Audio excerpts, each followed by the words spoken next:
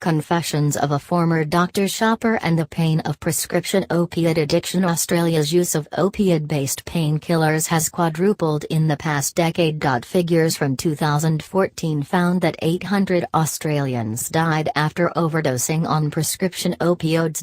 Rusty Lissam became addicted to opioid painkillers after first being prescribed them for back pain. She spent 32 years going from doctor to doctor, trying to get multiple prescriptions to feed her habit.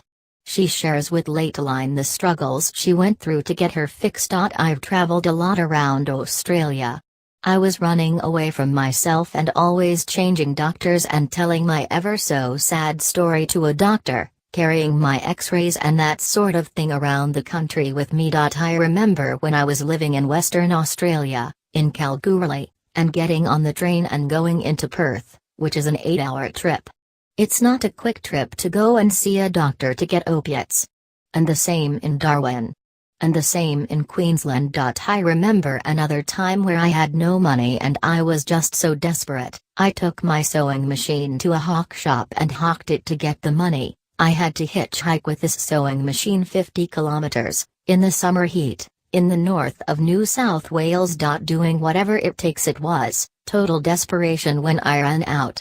And my focus would be on a drug, and getting that drug.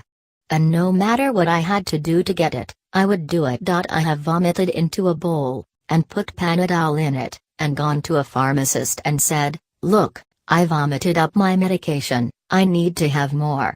Isn't that yucky? That's how desperate I got. Photo: Australia has no national prescription drug monitoring system. App: Melanie Foster. The physical scar. See, remember times when I would go to a pharmacy and get over-the-counter drugs, like Panadine or Mercendal, and crush them up and put them in a needle and put them into my legs. I got lots of abscesses. I got one where I could not walk because I was using blunt dirty needles. And I got this great abscess on my thigh. I've still got this huge scar there and I had to be hospitalized for 5 days because of that abscess. It was almost down to the bone. Addiction is a thief. It stole my soul, and that's exactly what it feels like, that I was walking around with no soul. And I only know this now, I did not know then. The very core of who I was not there. People get together and talk about a particular doctor, or a particular type of doctor, and swap ideas about how to get that kind of thing.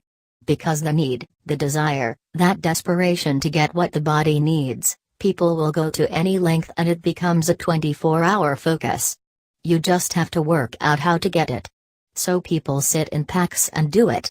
Photo: Rusty says a real-time monitoring system for prescriptions would help addicts. ABC News. Tierney Bonini, Rusty is now on the methadone program to treat opiate dependence. Victoria leads the way on real-time monitoring. Australia does not have a national prescription drug monitoring system, which would allow doctors and pharmacies to access patient records in real time. It's too late for Heather when Heather Fauchades died, 26 years after a car accident that left her needing multiple surgeries. More than 50 boxes of prescription medication were found in her bedroom. Now, her father wants action to combat the opioid curse. However, Victoria has committed almost $30 million to the establishment and implementation of such a system. I think that would be really helpful, Rusty says. But I also think for people with addictions it's going to be very hard. I can see people going to the black market to get what they need. Because I'd do anything. Support services are available for people suffering from chronic pain or addiction. Scriptwise, 03 9900 92807. Pain Link Helpline, 1300 343 57. Watch the story tonight on Lateline at 9:30 p.m. on ABC News or 10:30 p.m. on ABC TV.